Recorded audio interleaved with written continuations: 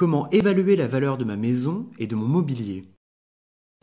Comment évaluer la valeur de ma maison en cas de sinistre et de destruction totale de mon bien? Donc la nécessité, dans cette occurrence précise, c'est de connaître la valeur de cette maison garnie au moment du sinistre.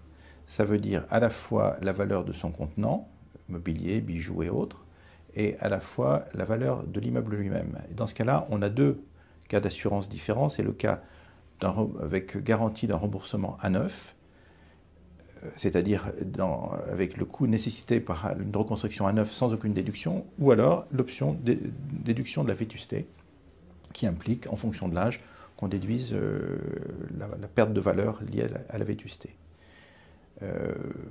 Communément, cette option est ignorée. Il est vivement recommandé de s'assurer pour la reconstruction à neuf, car si vous avez un sinistre, il faudra quand même que vous puissiez retrouver à vous loger, même si à l'issue de cette opération, vous devez avoir un logement qui, par bénéfice, est plus aux normes que le précédent.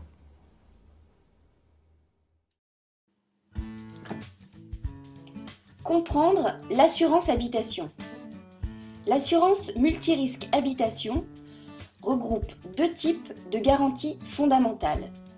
La garantie de responsabilité civile, c'est l'obligation légale qui incombe à une personne de réparer financièrement le dommage causé à autrui. Et les garanties dommages aux biens, qui vous assurent de la sauvegarde de votre patrimoine mobilier et immobilier en cas de sinistre. Pour évaluer la valeur de ces biens, tout doit être pris en compte.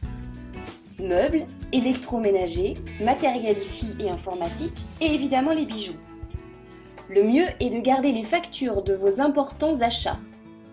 Si vous avez des objets précieux sans facture, pensez à les faire expertiser au moment de souscrire l'assurance.